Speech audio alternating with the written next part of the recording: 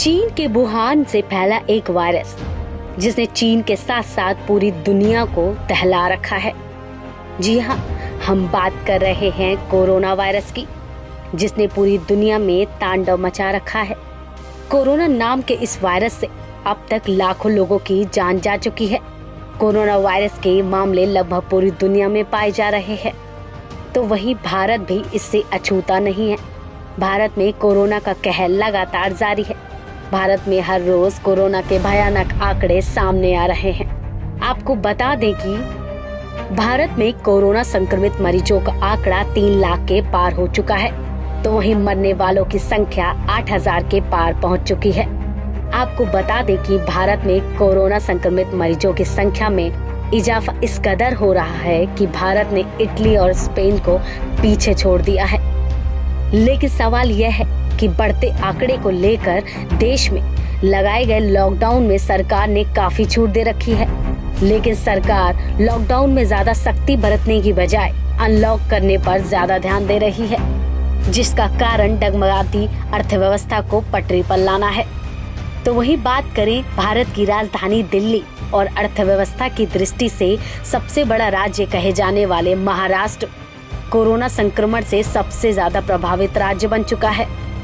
महाराष्ट्र में कोरोना का आंकड़ा हर दिन तेजी से बढ़ता जा रहा है। महाराष्ट्र में कोरोना संक्रमण के हर दिन लगभग 3,493 नए मामले रिपोर्ट किए गए और राज्य में मौत का आंकड़ा 3,717 हो गया है।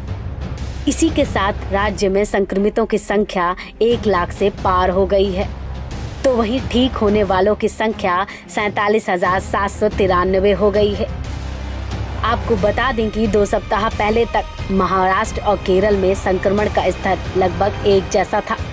अब महाराष्ट्र जहां महामारी से जूझता दिख रहा है, केरल ने सरकारी गाइडलाइंस का जिस तरह से पालन किया, उसके बाद केरल में संक्रमितों की संख्या में कमी देखी गई। कोरोना वायरस से निपटने के लिए चिकित्सकीय तैयारियों और लॉकडाउन के असर जैसे महत्वपूर्ण कारकों पर गौर करें तो कैसे महाराष्ट्र इन मामलों में बुरी तरह नाकाम साबित हुआ है।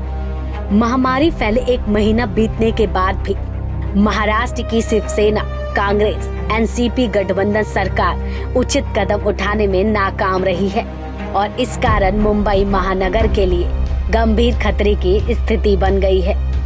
महाराष्ट्र की उद्धव ठाकरे सरकार महाराष्ट्र में कोरोना वायरस की स्थिति को संभालने में विफल रही है। इसलिए ये अहम है कि केंद्र सरकार मुंबई में धारावी और गोवंडी की झुंगी बस्तियों में स्थिति को संभालने के लिए सेना को तैनात करे। ऐसे में राज्य में प्रमुख विपक्षी दल बीजेपी अब सीएम उद्धव ठाकरे पर निशाना साध रही है। उद्धव सरकार के खिलाफ पार्टी ने आंदोलन की योजना बनाई है। बीजेपी ने आरोप लगाया है कि सरकार कोरोना को रोकने में पूरी तरह असफल रही है और सरकारी प्रबंध नाकाफी साबित हो रहे हैं। बीजेपी का आरोप है कि सरकार की नाकामी की वजह से मासूम लोगों की जान जा रही है।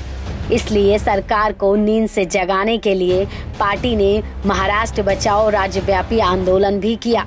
बहरहाल उद्धव ठाकरे ने गठबंधन कर महाराष्ट्र में सरकार तो बना ली, लेकिन जनता की उम्मीदों पर खरा नहीं उतर पा रही।